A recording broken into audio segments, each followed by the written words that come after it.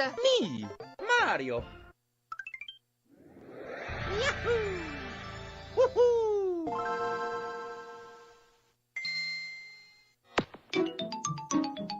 Let's go! Let's have fun! Nintendo! Oh yeah! You're listening. Good morning, everyone. Happy Friday. Welcome to October 20th of this fine month here. I am your host of Nintenbros, Chris. And I'm Josh. And this is going to be a great show today. We got a lot to cover. I'm going to get right into it. We have some music from Fire Emblem Warriors, a game that's going to be coming out today. So that's kind of fitting for our selection of music today. Hopefully that's playing in the background. I can hear it. There it is.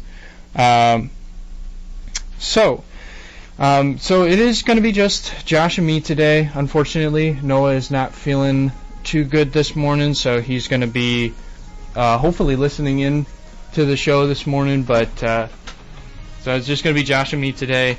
But that's okay, because we got a lot of stuff to cover and not a lot of time to cover it. So let's get right into it. All right. Just making sure everyone knows, this last week's show is going to be coming up on YouTube starting today at noon, and then I'll be getting today's show. If you haven't heard any of it, if you missed a part of it, you have to cut out. That'll be going up later in the afternoon today, probably tonight, right around like 8 o'clock or something like that. So. And as always, we are not endorsed by Nintendo, although we would love to be.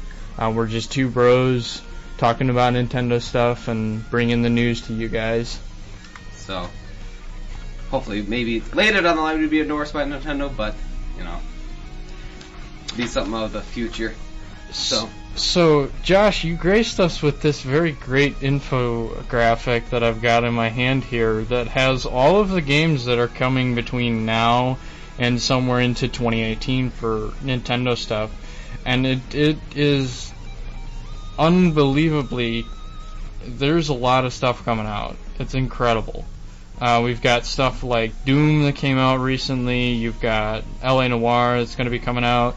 You got Ultra Sun, Ultra Moon that's coming up, Skyrim, Xenoblade Chronicles 2, Rocket League, the list goes on. I mean, there's probably 20 or 30 games on here that either come out or are going to be coming out later this year. Yeah, you have them both for Switch and 3DS.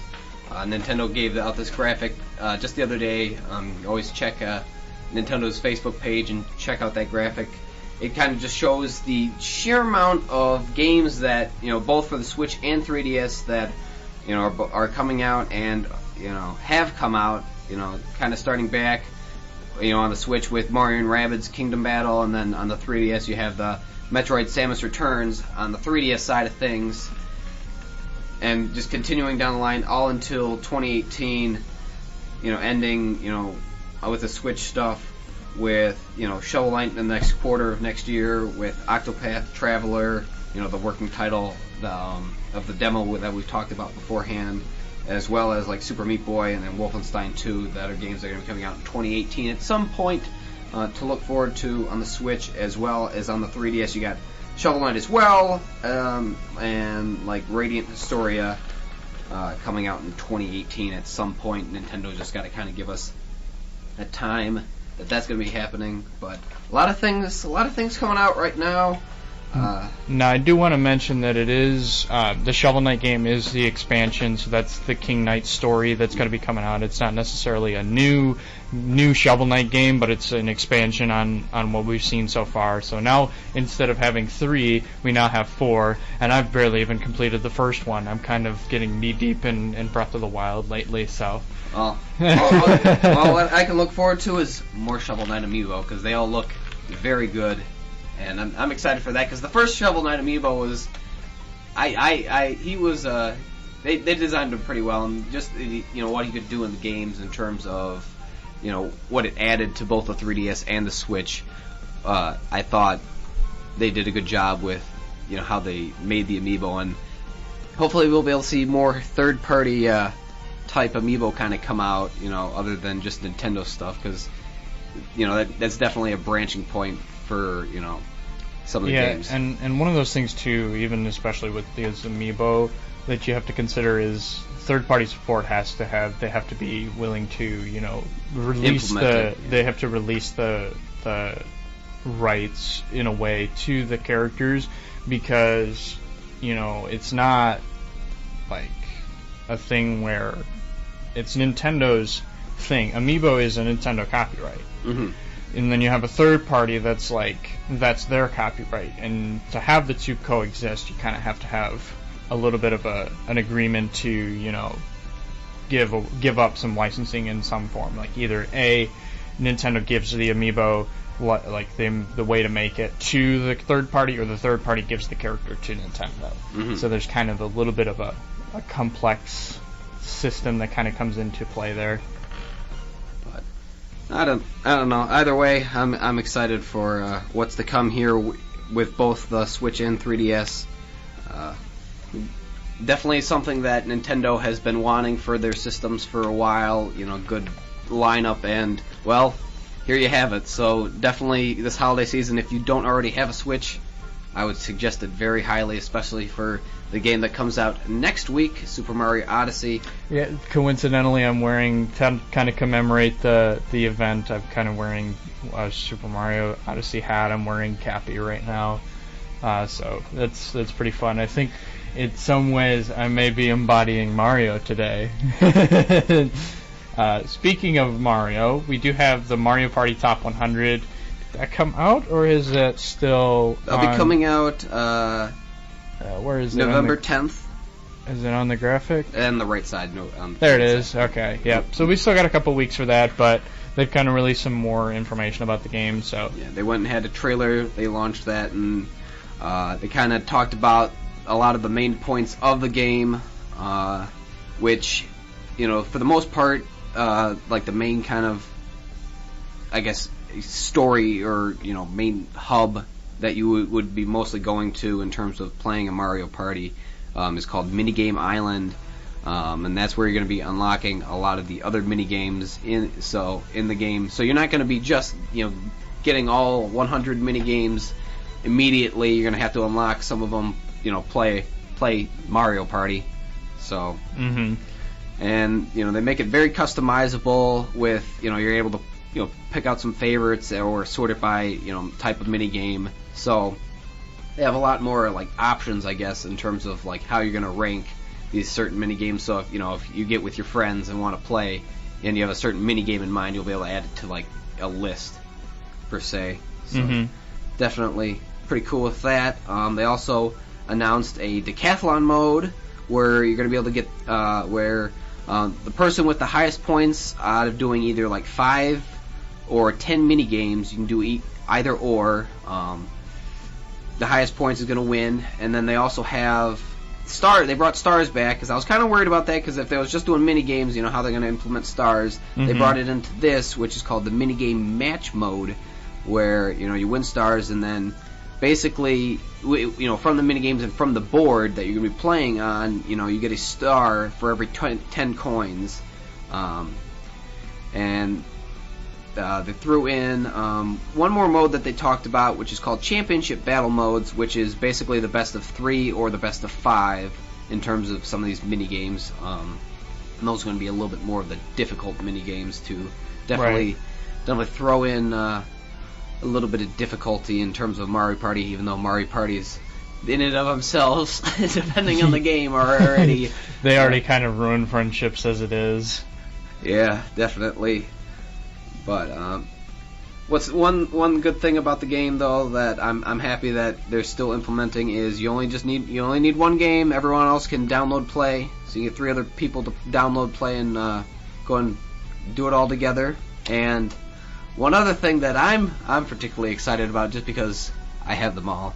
They talked about there are some spaces on Minigame Island where you reach the amiibo space, and if you tap a Mario Series amiibo, you get 10 coins per amiibo, and unless there's like a Koopa or Goomba on the stage right by you, then you get 50 coins, because they're really kind of throwing out the Goomba and Koopa of recent. That we had in Mario and Luigi, the Superstar Saga. Have a lot of the Goomba and Koopa kind of implemented. That amiibo implemented into the game, as well as Mario Party here, and as well during the game the minigame selection screen.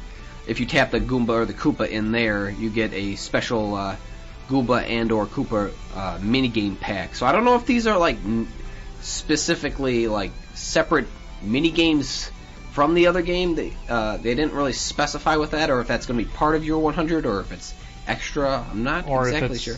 And I'm not sure, are they going to be like new games, or are they going to be like classic games that they've played before? Because I haven't really, I can't say that, because there have been Goomba games that I have played, but I've never really seen a Koopa game per se in a Mario Party. In Mario Party, so definitely something that's going to be interesting to look at and kind of see what they do with the game.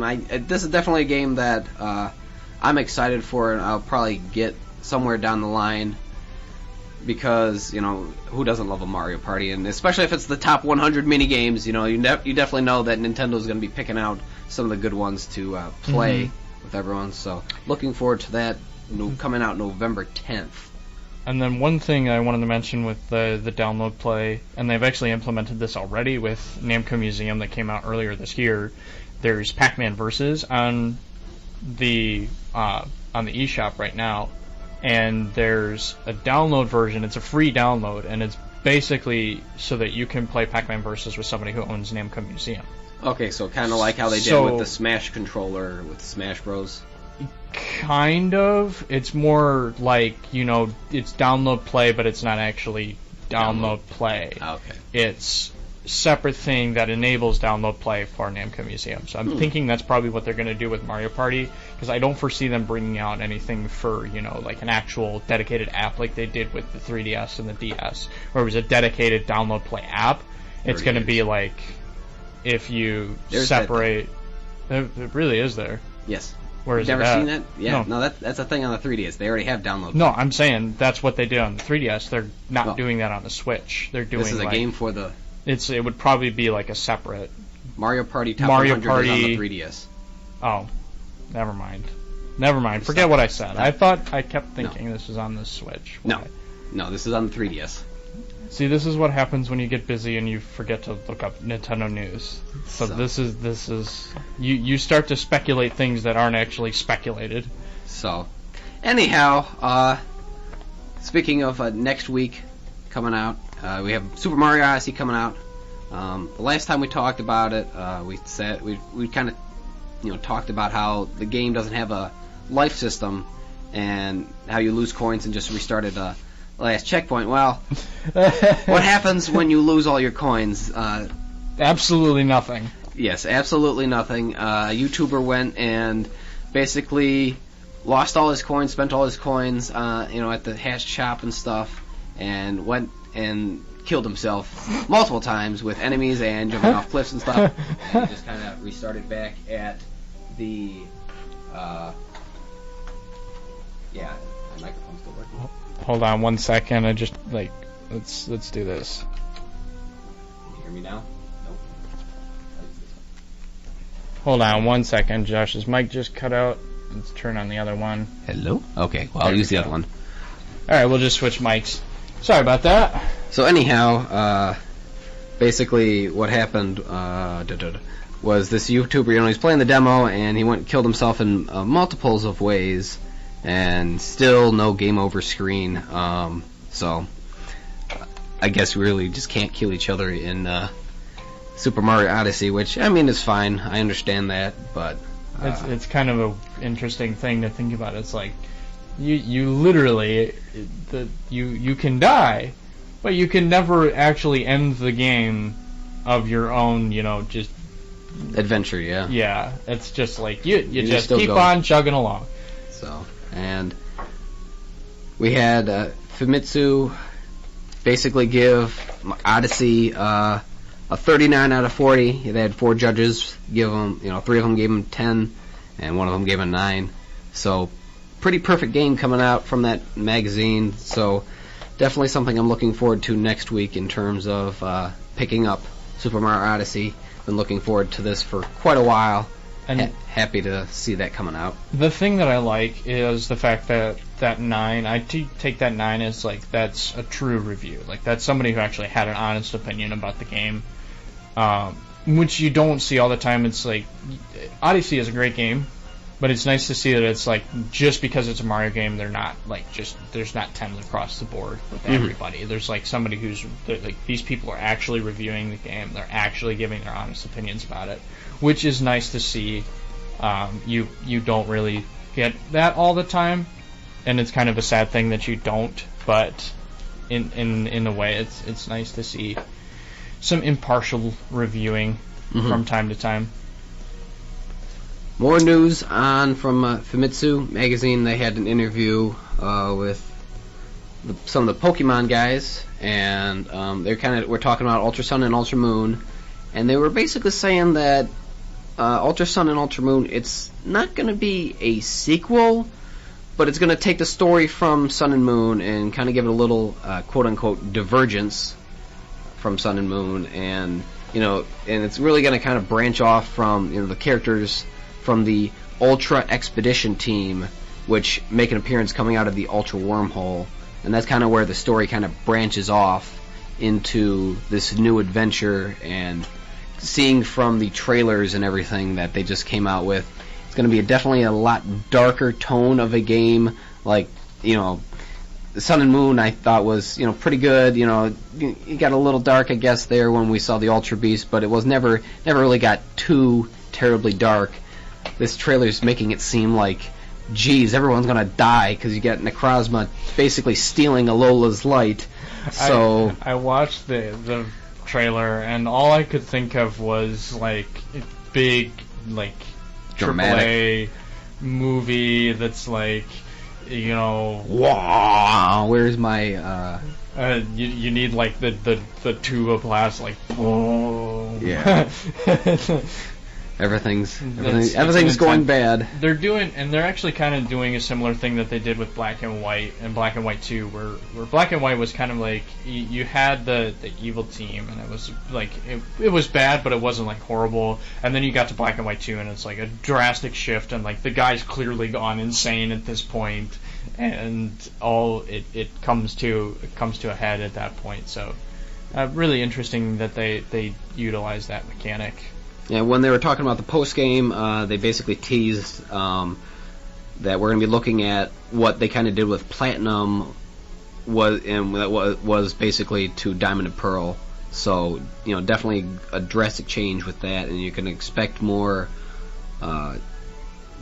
huge changes in terms of like the Ultra Beast and stuff coming, as well as kind of a post game stuff. You get to use the Ultra Warp Ride to travel to different worlds, and apparently there's a world with legendary Pokemon that you're going to be able to visit, and you're going to be able to meet and catch Mewtwo and all these other legendaries that they've talked about. So it's kind of like Koopa's rings from Oris, where you've got Koopa's ring and like boom, legendary.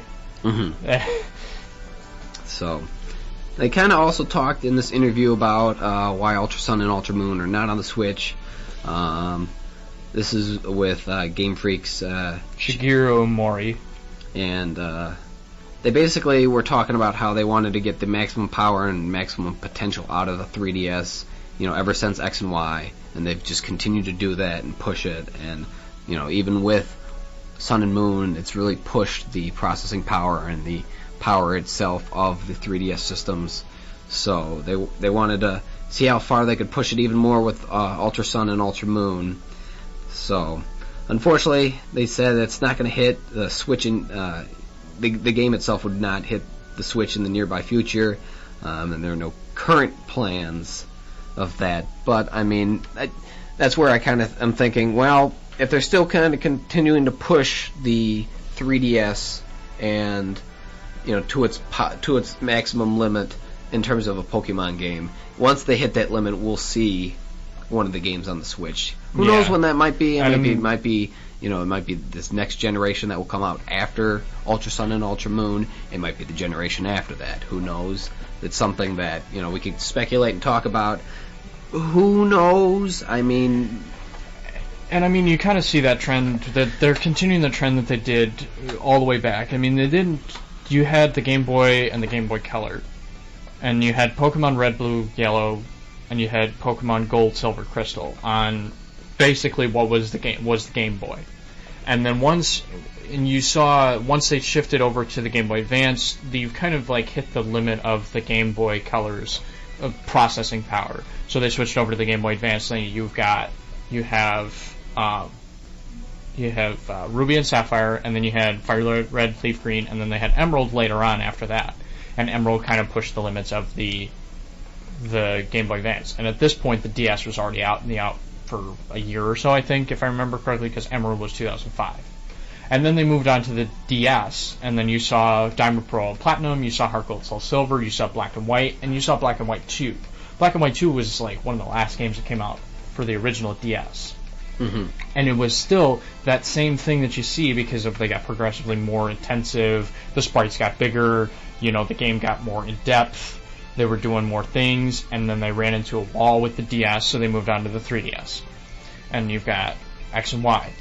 And then you've got Omega Ruby Alpha Sapphire, Sun and Moon, and now Ultra Sun, Ultra Moon. And they've got development for a core game on the Switch. So what I'm thinking is they've probably hit the limits of the 3DS with Ultra Sun, Ultra Moon at this point, because we're already experiencing lag as it is on older 3DS systems that don't have the new 3DS's processor. So you're already seeing lag as it is.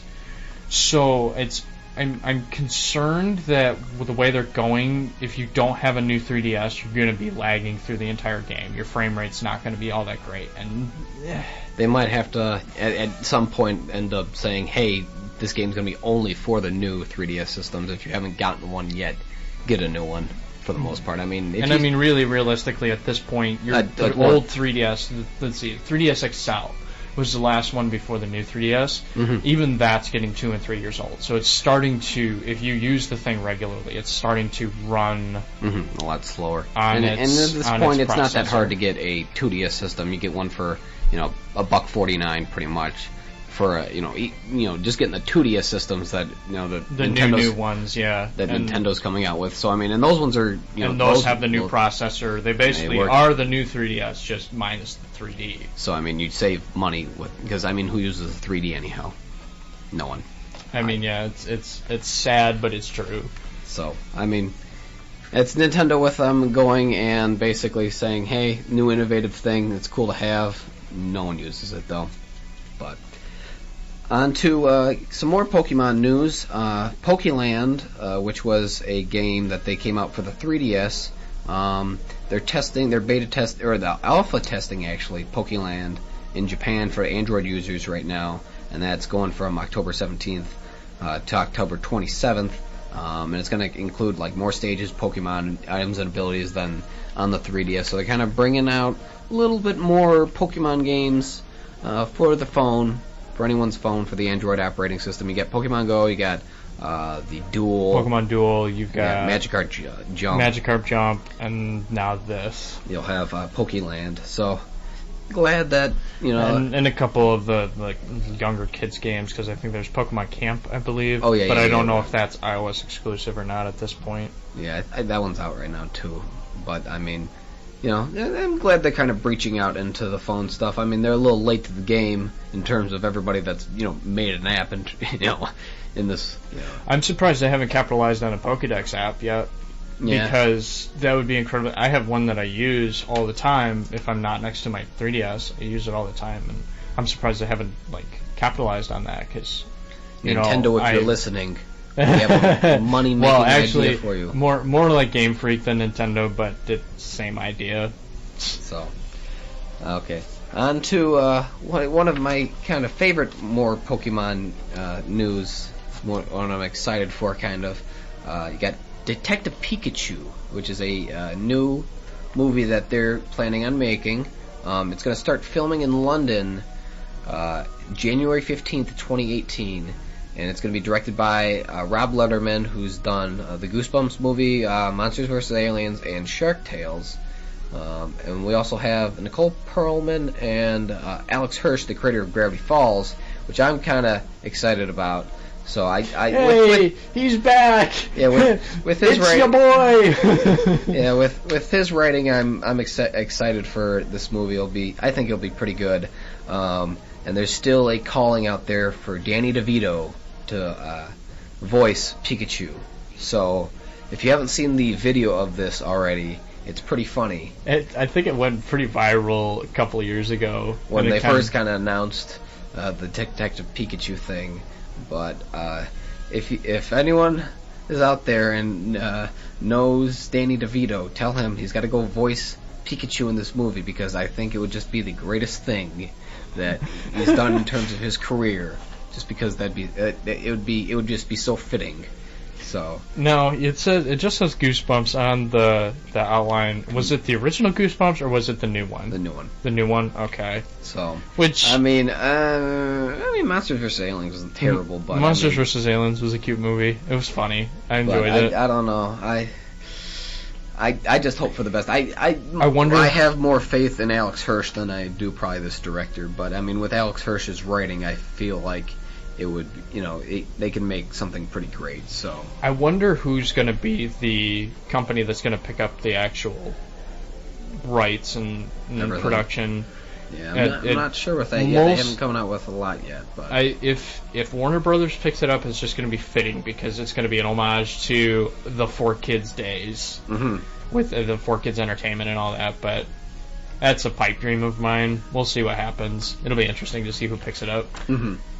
On to some more recent type news. You got Pokemon Go doing their Halloween event, kind of like last year, so you're going to see a lot more ghost types out there. It's going to be lasting basically from today through November 2nd. You're going to be getting double candy for all these spooky Pokemon, and for trading and leveling them up and all that stuff. And we're going to be seeing more Pokemon from the third generation, from like Ruby and Sapphire, as soon as December. But for Halloween, we get some special Pokemon from Ruby and Sapphire, like I can't pronounce. Duskull, Dusclops, Shuppet, Bayonet, and Sableye. So some special Halloween type Pokemon coming out here soon, and now I stumbled across this article and I just kind of chuckled at it, because the Niantic kind of went a little on the oversight, and this got past QC.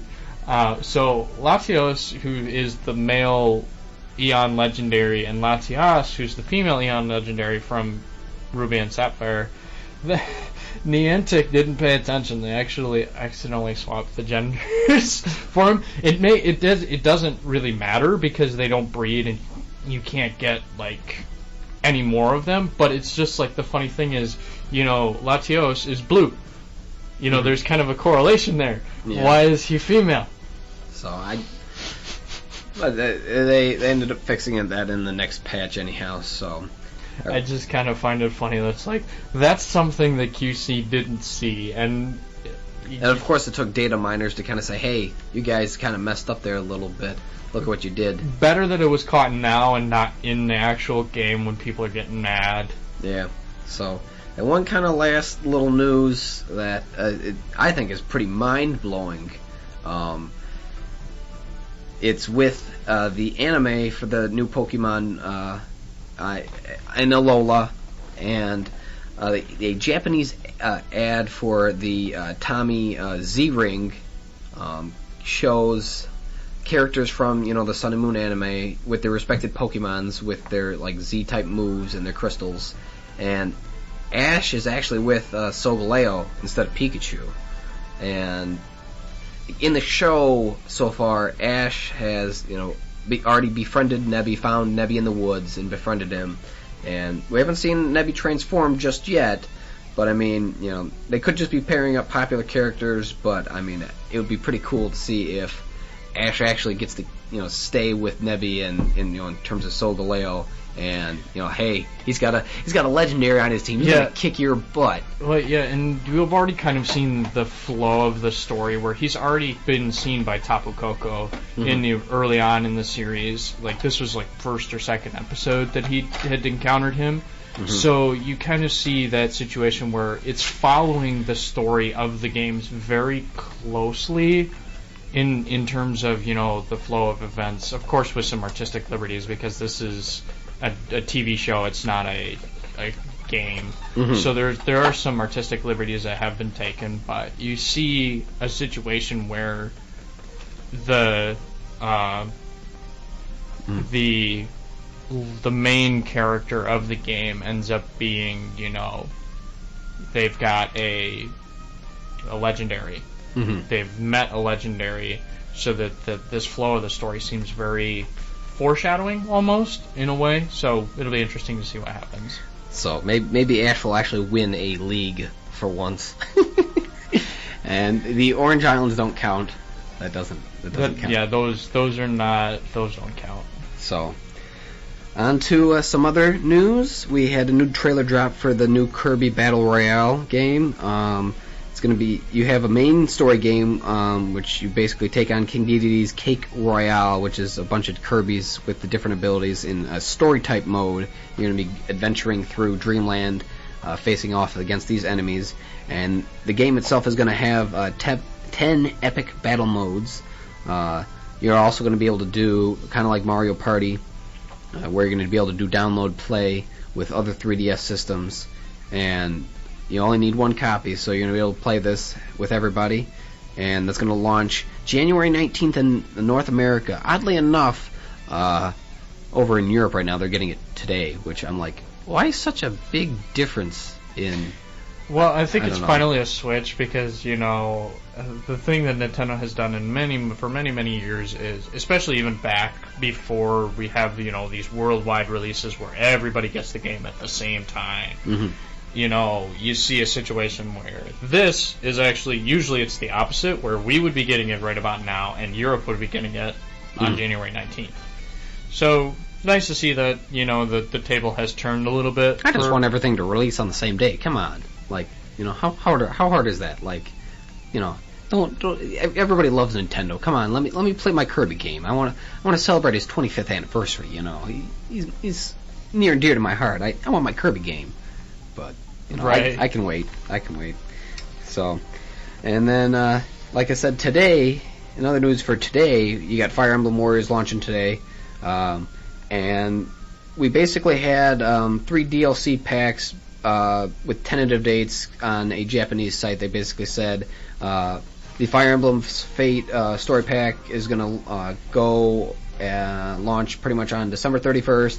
You got Fire Emblem Shadow Dragon story February 28th, and then the Fire Emblem Awakening on March 31st. So basically at the end of those months, we're going to be seeing the DLC release for Fire Emblem Warriors both on 3DS and on the Switch. So good to see that's a thing. The DLC for Hyrule Warriors was good.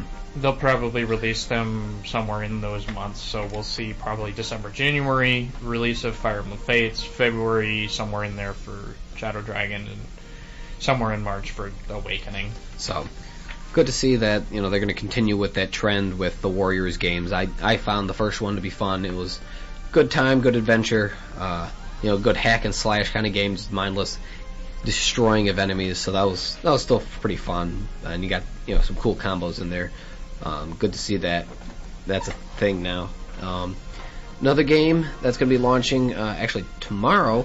You got the Apollo Justice game, which seeing from the trailer, he's actually defending Phoenix Wright as his first client, which I kind of find a little bit ironic. It's funny that his enemy of sorts, in the beginning of the Phoenix Wright's game, he's defending him, which I think is just a little ironic, I guess.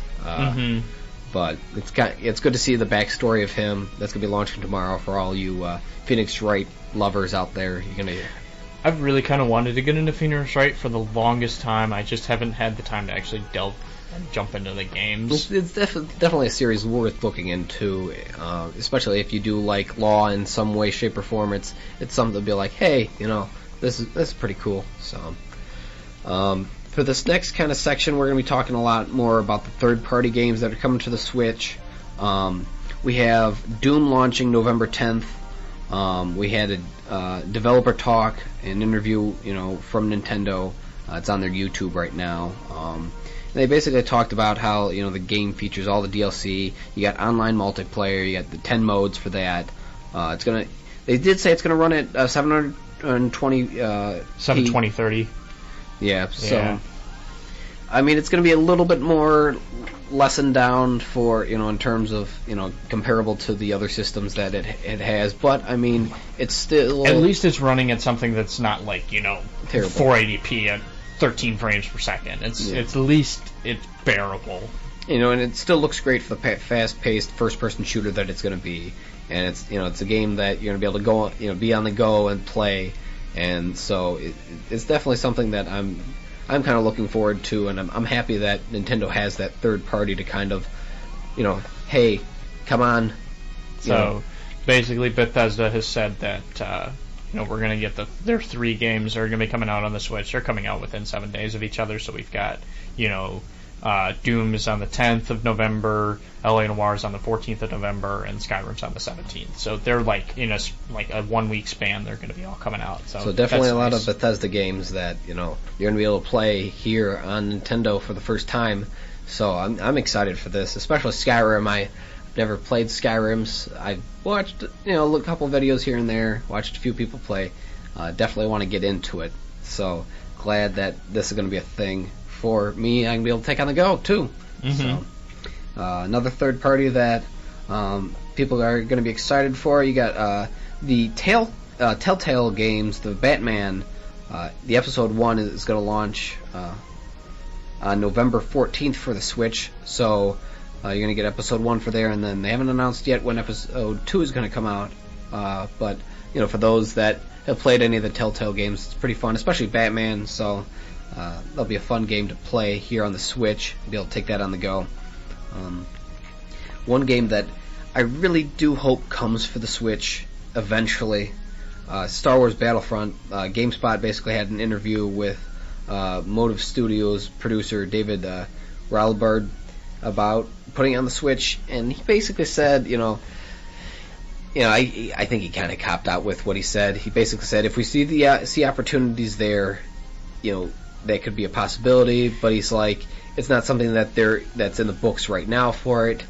But I mean, you look at what Battlefront 2 is running on. It's running on the Frostbite engine, which FIFA 18 on the Switch, on the PlayStation 4 and the Xbox One uses the Frostbite engine, but FIFA on the Switch does not. EA created their own custom engine for it, so I mean, this engine is there for them to be able to implement their games, especially since EA is the one developing Battlefront 2. I mean, they have it right there. Come on, you have it right there. I really want to play Battlefront 2 on the Switch. That would be so fun. I'd have my Star Wars game. I'd be able to play it on the go. That would be so fun. Please, please, please. So you want to know what's really kind of funny? And this is kind of like Disney's middle finger to EA. They brought out the original Star Wars Battlefront 2. The old one. Oh, really? The good one. Mm-hmm. They brought that out on Steam and turned the servers back on. Oh, really? So, basically what Disney is doing is they're basically ensuring that the new version of Star Wars Battlefront 2 is not going to succeed. I don't know. Because I'd get both, because I mean, you're gonna be the old one doesn't have the new Star Wars movie in it. That's what a lot of people are playing it for too. You got a lot of the new planets. You got a lot of the new I mean, you have the space battles and all that too, and it's a new story as well. So I mean, I don't think it's gonna degrade from the sales itself, but I mean, it might hurt a little bit. But I don't know. If anything, I would get both, just because of the fact that hey, it's a new Star Wars game. It's like a new Star Wars movie. You go and see it. That's just the thing. I mean, Battlefront 2 definitely is something that hey, I would love to play on Steam. That's pretty cool. But I mean, I'm if anything, I'm gonna get both. So I don't know. That's just my opinion. Yeah, and really, the EA version of Star Wars Battlefront, the first game, sucked. Is not great. So you're kind of seeing where this kind of is foreboding for them, because Disney is releasing the good one the good one, quote unquote, on Steam. And turning all the servers back on. So it's gonna be a risky thing.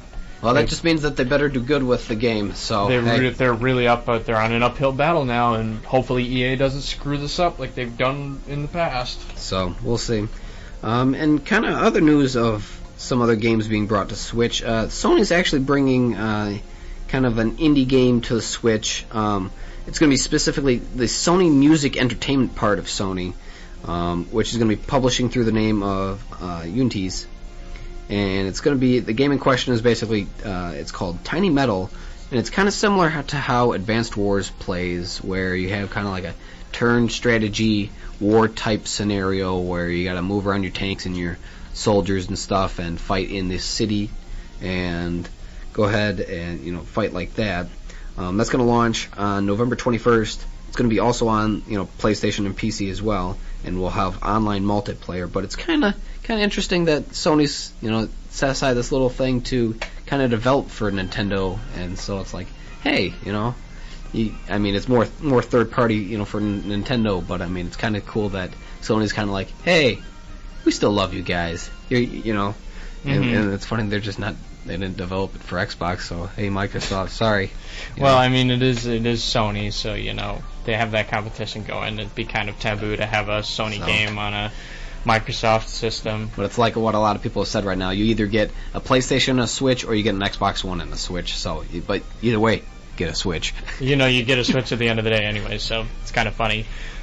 So we are coming up on a little towards the end of the show. We still got a lot of stuff to cover, but we are going to take a quick break for station identification. We don't have an ad today. Sorry about that, guys. But we are going to pause for station identification. Okay? Give me 1 second. And unlock the phone. Turn up the volume. And here we go. We are now pausing for station identification. You're listening to Nintenbros on WUMD. Alrighty, thank you guys for being so patient. I know it's a whole 4 seconds. It's such a long time. So we're switching back over to our famous music from Fire Emblem Warriors. Get that there. So starting up back after this break, we hearing from an interview about the NES and SNES Classic. Going kind of back to that. The NES Classic actually didn't have the original box art on the menu screen, which is kind of pretty interesting. Read an article about this, and they were going to basically have the title screens of the games, but a lot of these title screens, if you were to put them on the menu, they were black, they were dark, you couldn't really see much, so it didn't really give off that kind of vibrant look that the box art had. But Nintendo kind of had to have a pretty quick talk with everyone, especially with the third parties in such a short time, because they had to get their licensing and if they were to use the box art and stuff. And the game icons are square shaped, so they put both the American and Japanese box art so they can fit in there, and some of the Japanese ones are actually sideways if you look at That's why I laughed. I kind of read ahead on the thing. I'm like, sideways, so you're playing your game, it's like you got your list and then it's turned. So, no, that's pretty cool that they were talking about that. Kind of one thing, too, that of recent past that has just happened, you had the Nintendo World Championship. We had IGN recently spoke with Bill Trunnion and Doug Bowser on kind of how, the championship itself, how they chose the titles, how they tended to make the games a surprise, and the different participants they brought in through the year. And they basically said, with the surprise, they wanted to grab a lot of different things out of the Nintendo library that sometimes we haven't seen as recent, but are still pretty good games. So that way, it still kind of gives that shock to the audience to say, hey, we're gonna play this game. Have you ever played it? Oh, no, you haven't? Oh, well, be prepared. There's a competition, And going on from there, the titles chosen, they wanted to focus in on games that, made sense for a competition, that kind of followed the rules and sense, and that had a kind of clear objective. and they rigorously tested this in New York before the competition to make sure, like, the games made sense in terms of how people are going to compete. So, I mean, definitely put a lot of effort into the competition. It was really fun to see, streaming it online, and when they talked about the type of participants, they wanted to bring, a group from people overseas, so they wanted to make it, more than just, people in America. And they wanted to basically find people, who, as long as they, who are basically a fan, and even if you don't know who they are, you can look at their body of work and say, hey, yeah, they belong in this tournament. They're pretty active as a gamer. They're pretty good. You got like speedrunners and all these different people that, kind of fit the. It's the World Championships after all. I mean, it would be kind of awkward if it was the World Championships and yet only United States players are in there. It's like, it's the United States. It's not the whole world, people. So, glad that they were able to kind of do that this year with it. So definitely to see how bigger it goes next year. That'd be pretty cool. Maybe have different competitions between, if they team up with NOE and NOJ with NOA. And have a competition all together, and then fly everyone out to New York or someplace and be like, hey, do the same thing. So that way it is truly a worldwide competition. But we'll see maybe in 2 years if they keep up this trend, which I hope they do, because it's something that is definitely something to look forward to, and it's exciting for Nintendo to kind of be able to do something like this. Yeah. So. Yeah. We did end up having a pretty big Switch update. 4.0 that launched 2 days ago. Yeah. So now we are finally able to capture actual game footage of what we played. So if you hold down the capture button rather than just clicking it, you can send like up to 30 seconds of gameplay to your album, and then you can trim off the ends of that and post it on social media, so Facebook, Twitter. Don't know if YouTube is integrated, but I know Facebook and Twitter are integrated, so you can kind of show off, hey, I did this thing in Breath of the Wild, I defeated this bokoblin. Speaking of, it's only available for Breath of the Wild, ARMS, Splatoon 2, and Mario Kart right now, so it kind of makes sense. You don't want to bring it on everything, and then something breaks and you're in for it. But right now it's only 30 seconds, like I said, but they'll possibly bring it further along in the future.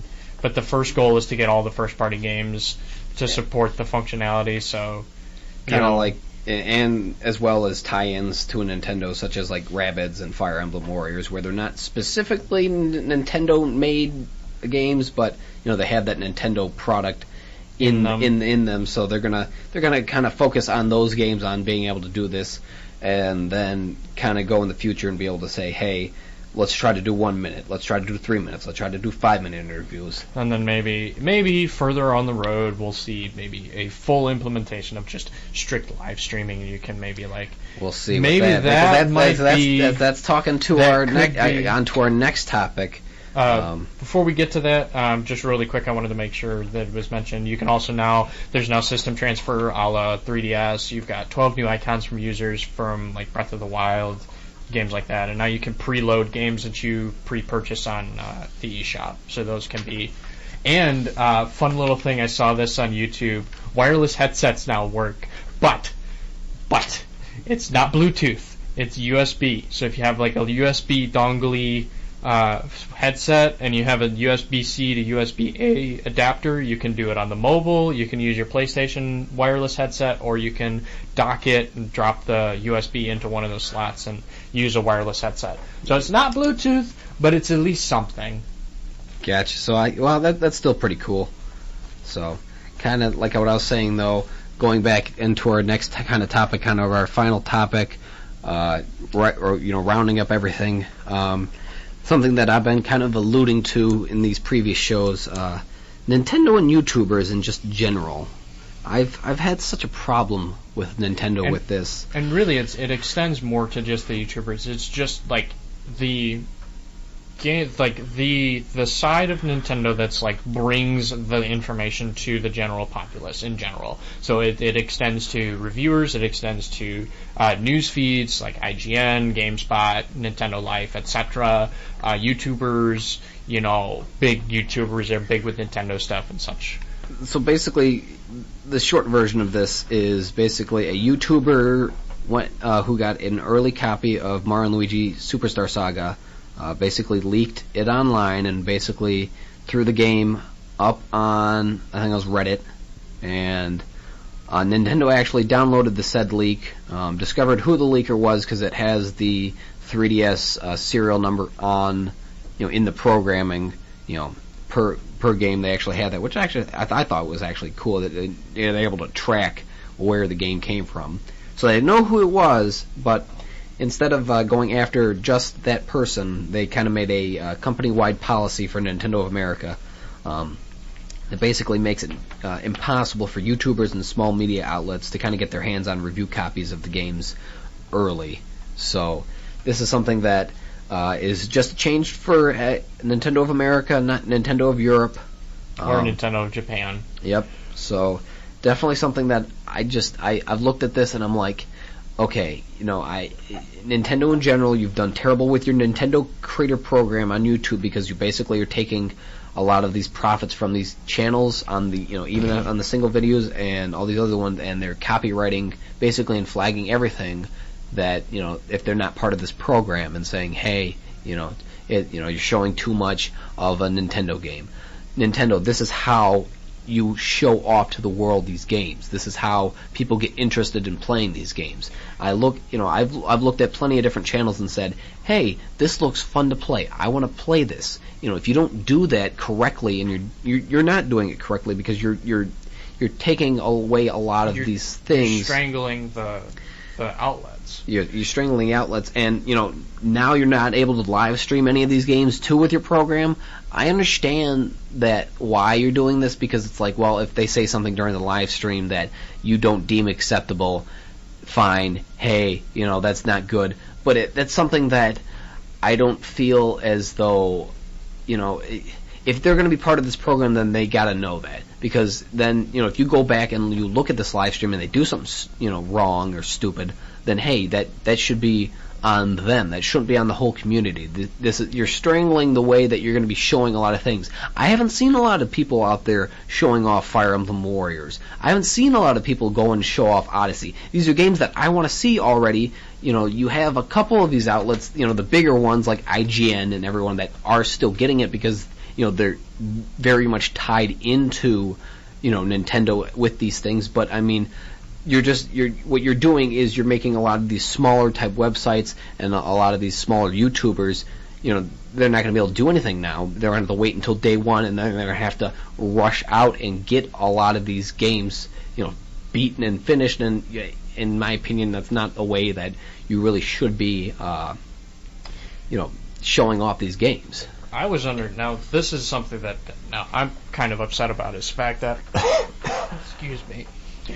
I'm upset about the fact that it's not just a problem that like the entire company does it. It's just Nintendo of America. It's infuriating in every way, shape, and form, because it's just like, okay, you're basically you're hurting yourself. You're not. Because there's a reason why people don't like working with Nintendo, being reviewers and being YouTubers and all that. There's a reason for it, and it's because Nintendo of America is just strangling everything. They need to stop being so backwards with everything. It doesn't make sense. No, it doesn't. I mean, they really need to go ahead and, I don't know, talk to someone like MatPat who understands YouTube and how it's working and all these different websites and say, and sit down with them and say, hey, one person did it, they leaked it, fine. Okay, 3DS games are not that hard to go ahead and move all that stuff if you have the right equipment, because, hey, it's a little SD card pretty much. It's not that hard to move over stuff like that. Stuff with discs, it's a little bit harder, and same thing with like the Switch, but at the same time, it's like, hey, don't punish everyone for something that one person did, and, let us be able to show off your games. That this is something that a lot of people want to be able to do. Everyone loves Nintendo games. Everyone loves them. So why are you punishing us for wanting to be able to show off what you made? Because what we love. Because this is something that, hey, everyone should be able to see. Everyone should be able to look at and say, hey, I want to play that game. Because that's how a lot of people go and see a lot of these games. You have, huge YouTubers like Markiplier and all these things that really jump-started, Five Nights at Freddy's and stuff like that. And it's like, hey, if they were to play, in a Nintendo game, hey, wait a second, look, he's playing Mario. This game looks amazing. He's playing Zelda. I want to go do that. That looks so much fun. Let me do that. But you can't do that anymore. It's just, this is something that I'm just very disappointed with Nintendo and just how they're dealing with us. And it's not Nintendo. It's Nintendo of America. Yep. It's not Nintendo, because Nintendo couldn't care less. Mm-hmm. Any publicity is good publicity, really. But at the same time, it's just like, why is it that Nintendo of America is allowed to do this? Mm-hmm.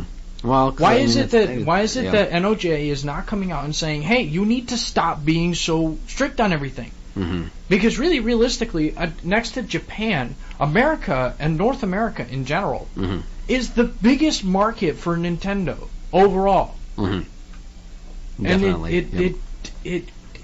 it doesn't make sense to strangle somebody for something that one person did. Mm-hmm. It was one person, you know who it was, you know where it came from. Mm-hmm. So rather than just take it away from that one person and allow everybody else, you're going to bring a blanket ban down on everybody and basically tell everybody, not just this one guy, everybody, that we don't trust you. Mm-hmm.